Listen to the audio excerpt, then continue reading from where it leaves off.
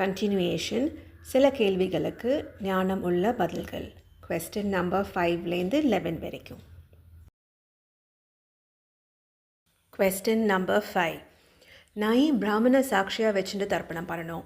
நான் வேறு ஏதாவது இஷ்ட தெய்வம் இல்லைனா இஷ்ட தேவி வேறு ஏதாவது கடவுளை சாட்சியாக வச்சுட்டு தர்ப்பணம் பண்ணலாமா? இந்த கேள்விக்கு சிம்பிளான ஒரு பதில். இப்போது உன்னோட பித்ருக்கள் எங்கே இருக்கான்னு உனக்கு தெரியுமா? பித்ருலோகத்தில் இருக்கான்னு சொல்கிறா, நீ பித்ருலோகத்தில் இருக்கான்னு நீ நம்புற. எத்தனை தலைமுறைகளோட பித்ருலோகத்தில் இருக்கான்னு உனக்கு தெரியுமா? பித்ருலோகத்துக்கு அப்புறம் வேற எங்கே போகிறான்னு உனக்கு தெரியுமா? ஸ்வர்கத்துக்கு போகிறாளா, நரகத்துக்கு போகிறாளா, இல்லை திருப்பி பூலோகத்துக்கே இன்னொரு ஜென்மம் எடுத்து வந்தாலான்னு உனக்கு தெரியுமா? தெரியாதே. அந்த விஷயம் யாருக்கு தெரியும்? யாருக்கு தெரியும் அப்படின்னு கேட்குறத விட, அந்த உருவமில்லா சக்தியாக ஒன்று இருக்குல்ல, இந்த பிரபஞ்சத்தையே நடத்துகிற ஒரு சக்தி இருக்குல்ல, அந்த சக்திக்கு தெரியும். ஸோ நீ அந்த சக்தியை சாட்சியாக வச்சுன்னு தர்ப்பணம் பண்ணினா உன் பித்ருக்கள் எங்கே இருந்தாலும், பித்ருலோகத்தில் இருந்தாலும் சரி, பித்ருலோகம் முடிஞ்சு சரிப்பா நீ கொஞ்சம் நல்லா இருந்திருக்க, உனக்கு அட்வான்ஸ் ப்ரமோஷன், நீ ஸ்வர்கத்துக்கு போ அப்படின்னு பித்ருலோகத்துலேருந்து ஸ்வர்கத்துக்கு போனாலும் சரி, இல்லை சரி நீ நிறைய பாவம் பண்ணியிருக்க, நீ நரகத்துக்கு தான் போகணுன்னு பித்ருலோகத்துலேருந்து நரகத்துக்கு போனாலும் சரி, இல்லை வேறு இன்னொரு ஜென்மம் எடுத்து அவங்க பூலோகத்துலேயே வந்தாலும் சரி, எங்கே போயிருந்தாலும் சரி, அந்த உருவமில்லா சக்திக்கு தெரியும். அந்த உருவமில்லா சக்தி நீ பண்ணுற பித்ரு தர்ப்பணத்தோட பலன் உன்னோட பித்திரர்களுக்கு போய் சேர்ற மாதிரி பார்த்து பண்ணும். சில பேர் கேட்கலாம், நான் ஹிந்துவே இல்லை, நான் ப்ரே பண்ணுற கடவுளை சாட்சியாக வச்சுட்டு தர்ப்பணம் பண்ணலாமா? உன்னோட இந்த கேள்விக்கு பதில் எனக்கு இது. உன்னோட ரிலிஜனுக்கு வயசு என்ன ஆகுது? ஒரு 2000 வருஷம், 5000 வருஷம், 10,000 வருஷம், 30,000 வருஷம்? அதுக்கும் முன்னாடி உன்னோட பித்ருக்கள் செத்து போனதுக்கப்புறம் எங்கே போனா? அதுக்கு முன்னாடி உன் பித்ருக்கள் எங்கே போனான்னு யார் கவனிச்சா, யார் பார்த்துண்டா? உன்னோட ரிலிஜனா? ஏன்னா ஒரு ரிலிஜனுக்கு வயசே 30,000 வருஷம்தான் இருக்குன்னா அதுக்கு முன்னாடி உன்னோட பித்ருக்கள் இருக்காளே. நீ 1,00,000 தலைமுறை பித்ருக்களுக்கு மினிமம் தர்ப்பணம் பண்ணணும்னு சொன்னேன். அப்போ அந்த தலைமுறை 1,00,000 மினிமம், அதுக்கும் முன்னாடி அதுக்கும் மேலே இருக்காங்க.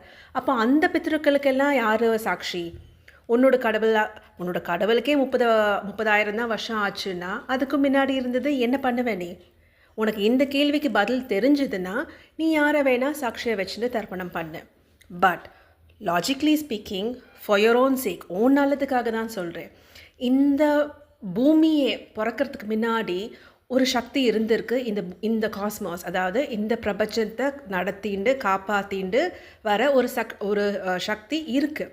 அந்த சக்தியை நீ சாட்சியாக வச்சுன்னு தர்ப்பணம் பண்ணினா உன்னோட பித்திருக்கள் எங்கே இருந்தாலும் சரி, நீ உன்னோட ப்ரீவியஸ் ஜென்ரேஷன் நீ பேக் போக போக ஒரு 100 தலைமுறையிலேருந்து ஒரு 1000 தலைமுறை, அதுலேருந்து ஒரு 1,00,000 தலைமுறை நீ பேக் போக போக போக உன்னோட எல்லா பித்திருக்களும் எப்போ வந்தா எப்போ செத்து போனால் எல்லாமே பார்த்துட்டு இருக்கிற சாட்சியாக ஒரு உருவமில்லா சக்தி ஒன்று இருக்குது. ஸோ அந்த சக்தியை நீ சாட்சி வச்சுட்டு தர்ப்பணம் பண்ணினா உன்னோட தர்ப்பணத்தோட பலன்கள் உன்னோட பித்ருக்கள் எந்த லோகத்தில் எங்கே எப்படி இருந்தாலும் அவளுக்கு போய் சேரும். மோரோவர் சில கடவுங்களுக்கு சில விஷயத்தில் தான் சில எப்படி சொல்கிறது ஜூரிஸ்டிக்ஷன் ஒன்று இருக்குது. அதாவது எல்லாருமே எல்லா விஷயங்களையும் இன்டர்ஃபியர் பண்ண முடியாது. நீ நம்பலாம் உன் கடவுள் என்ன வேணால் பண்ணலாம், எல்லாமே பண்ணலாம், இந்த பிரபஞ்சத்தையே என் கடவுள் தான் காப்பாற்றுறேன்னு நீயும் ஒரு ரிலிஜனை நம்புறான், பரவாயில்ல. உன் நம்பிக்கை அப்படி ஸ்ட்ராங்காக இருந்தால் உன்னோட religion as volt as time அப்படின்னு உனக்கு ப்ரூஃப் இருந்ததுன்னா, உனக்கு தெரிஞ்சிருந்தா நீ பண்ணிக்கோ. Question number 6. பித்ரோஸ்ன்னு சொல்கிறதும் ஆன்சிஸ்டர்ஸ்ன்னு சொல்கிறதும் அந்த 2 வார்த்தைக்கும் ஒரே மீனிங் தானா? ஆன்சர், இங்கிலீஷில் பித்ரோஸ் அப்படின்றது ஒரு வார்த்தை இல்லை, ஆன்சிஸ்டர்ஸ்ன்னு சொல்கிறா. பட் ஆன்சஸ்டர்ஸ்னால் என்ன அர்த்தம்? Those people who are related to you, அதாவது உன்னோட சொந்தக்காரங்க. ஆனால் ஹிந்துவிசம் ரொம்ப கிளியராக ரொம்ப ஸ்பெசிஃபிக்காக பித்ரூஸ் அப்படின்னு சொல்கிறது. அப்படின்னா என்ன? உன்னோட ஜெனட்டிக்ஸ், அதாவது உன்னோட ஜீன்ஸ் உன்னோட பயாலஜிக்கல் பேரண்ட்ஸ்டேருந்து வந்திருக்கு, அண்ட் அவளோட பயாலஜிக்கல் பேரண்ட்ஸ்டேருந்து வந்திருக்கு. ஸோ ஹிந்துவிசம் ரொம்ப கிளியராக சொல்கிறது இவா தான் பித்ரூஸ் அப்படின்னு.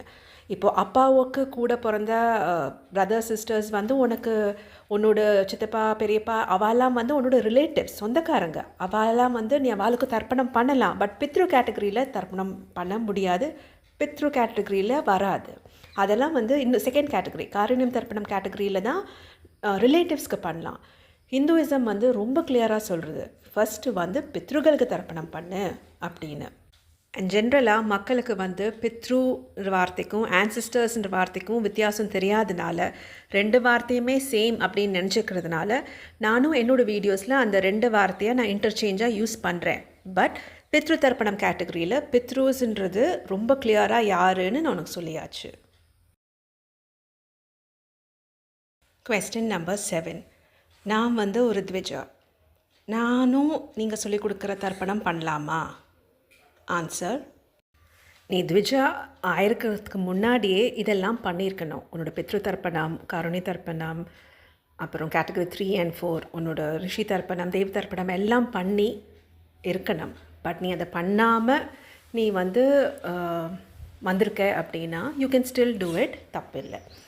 அண்ட் யாராவது வந்து அந்த வார்த்தைக்கு என்னமா அர்த்தம், த்விஜான்னா என்ன அப்படின்னு கேட்டால், அந்த வார்த்தை வந்து இப்போது சம்சாரத்தை வேண்டாம் அப்படின்னு விட்டு சம்சாரத்தை ரினவுன்ஸ் பண்ணி சந்நியாசம் ஆர் ஸ்பிரிச்சுவாலிட்டிக்குள்ளே என்ட்ரு ஆகிறா பார்த்தியா, அந்த மாதிரி வர இனிஷியேட்டுக்கு தான் த்விஜா அப்படின்னு சொல்லுவாள். அப்படின்னா மறு ஜென்மம் எடுத்து வந்ததுக்கு சமானம் அப்படின்னு அர்த்தம். Question number 8. சித்தீஸை வந்து ஏன் சித்தீஸை நோக்கி போகக்கூடாதுன்னு ஏன் சொல்கிறாங்க? ஏன் சித்தீஸை ரெஸ்பெக்ட்ஃபுல்லாக இக்னோர் பண்ணணும் அப்படின்னு ஆத்ம ஞானம் தெரிஞ்சவங்க சொல்கிறாங்க. ஆன்சர், நீ ஸ்பிரிச்சுவாலிட்டியில் ப்ராக்ரஸ் ஆக ஆக உனக்கு கொஞ்சோண்டு சின்ன சின்ன ஒரு மைனர் சித்தீஸ் வரலாம். இன்ஃபேக்ட் நீ சின்சியராக பண்ணினா கண்டிப்பாக வரும். அப்படி வரும்போது நீ அந்த சித்தீஸில் கான்சன்ட்ரேட் பண்ணி டைவர்ட் ஆகிட்டேன்னா உனக்கு ஆத்ம ஞானம் வந்து அந்த பாதையை போகிறதுக்கு உனக்கு வந்து டிலே ஆகும். அதாவது உன்னோட இண்டிவிஜுவல் ஈகோ திருப்பி தலையை தூக்கிறதுக்கு வாய்ப்பு இருக்குது. இப்போது உனக்கு வந்து ஒரு ஹீலிங் சித்தி இருக்குது அப்படின்னா மக்கள் எல்லாம் வந்து உங்ககிட்ட வந்து நீ வந்து ஒரு ஹீலராக போய் அந்த மாதிரி உன்னோட பாத் வந்து டைவர்ட் ஆக வாய்ப்பு இருக்குது. உனக்கு ஹீலிங் சித்தி இருக்கா, சரி okay Brahmin, thank you for the சித்தி, ஆனால் எனக்கு வந்து பிரம்ம ஞானம் வேணும், அந்த ஆத்ம ஞானம் வேணும், எனக்கு அதை நோக்கி வரதுக்கு எனக்கு ஆசீர்வாதம் பண்ணு அப்படின்னு நீ கேட்டு நீ ரெஸ்பெக்ட்ஃபுல்லாக இக்னோர் பண்ணணும். ஏன் ரெஸ்பெக்ட்ஃபுல்லாக? ஏன்னா நீ அந்த சித்தி, அந்த மைனர் சித்தி உனக்கு வரத்துக்கு தகுதி இருக்குது. அதனால தான் உனக்கு வந்து அந்த ஆசீர்வாதம் வந்திருக்கு கடவுள்கிட்டேருந்து. ஸோ தந்த ஆசீர்வாதத்துக்கு தேங்க்ஸ். பட் நான் வந்து எனக்கு சித்தி வேண்டாம், எனக்கு வந்து ஞானம்தான் வேணும், எனக்கு இந்த சம்சாரத்துலேருந்து விமோச்சனம் தான் வேணும் அப்படின்னு கேட்டு ஆத்ம ஞானத்தை நோக்கி போகிறது தான் புத்திசாலித்தனம்.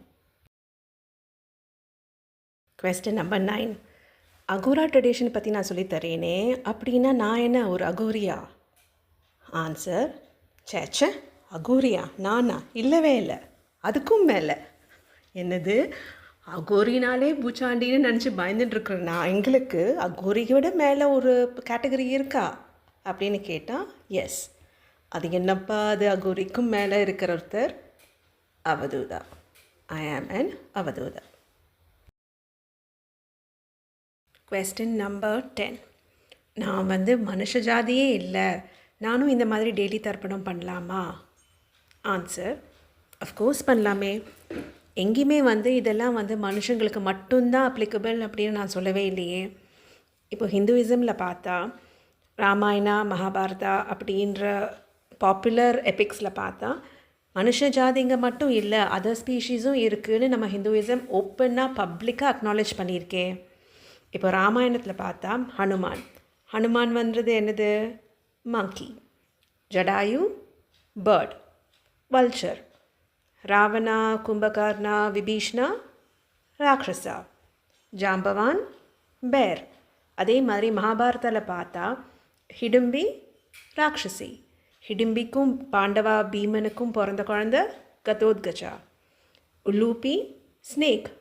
அப்புறம் பாண்டு ராஜாவுக்கு ஒருத்தர், இப்போ பேர் ஞாபகம் இல்லை, ஏதோ ஒரு ரிஷி சாபம் விட்டாரே, அந்த ரிஷியோட இருந்த ரூபம் ஒரு மான், ஒரு டியர் இல்லையா?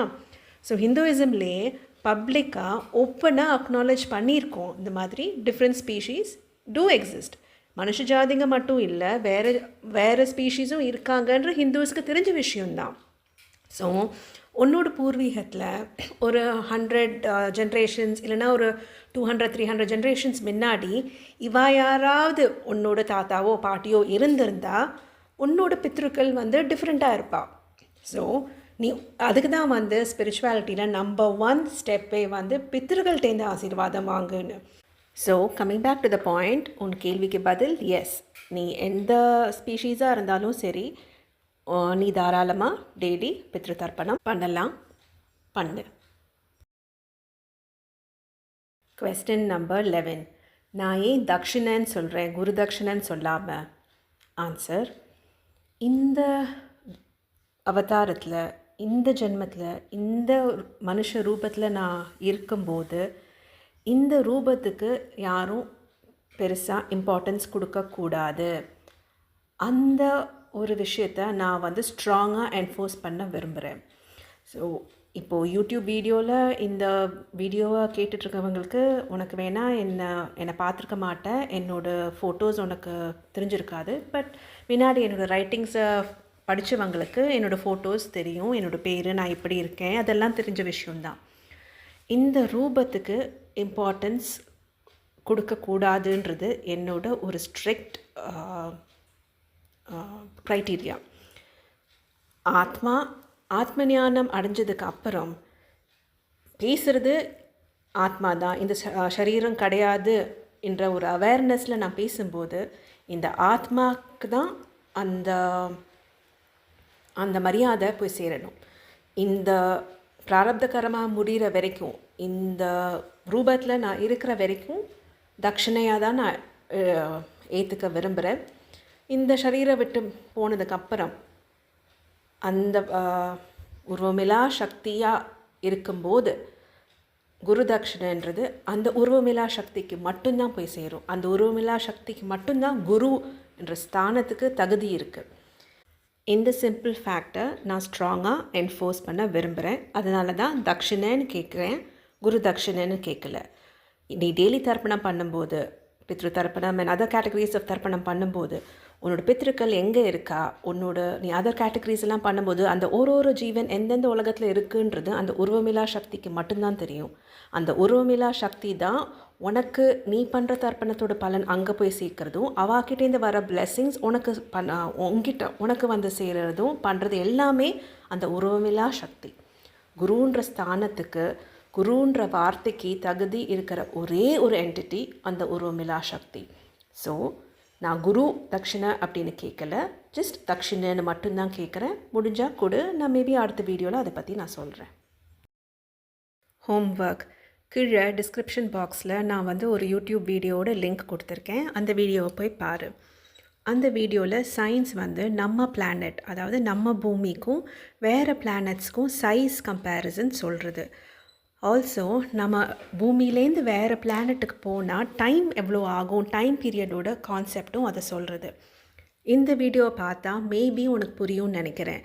நான் வந்து ப்ரீவியஸ் 1,00,000 தலைமுறை பித்ருக்களுக்கு தர்ப்பணம் பண்ண சொல்லும்போது உனக்கு வேணால் 1,00,000 தலைமுறையா அப்படின்னு அது வந்து பெரிய விஷயமாக தெரிஞ்சிருக்கும். ஆனால் 1,00,000 ப்ரீவியஸ் தலைமுறை பித்ருக்களோட டைம் பீரியடை பார்த்தா அது எவ்வளோ கொஞ்சோண்டு தான் நான் சொல்லியிருக்கேன் அப்படின்றது இந்த வீடியோ பார்த்தா உனக்கு புரியும்னு நினைக்கிறேன்.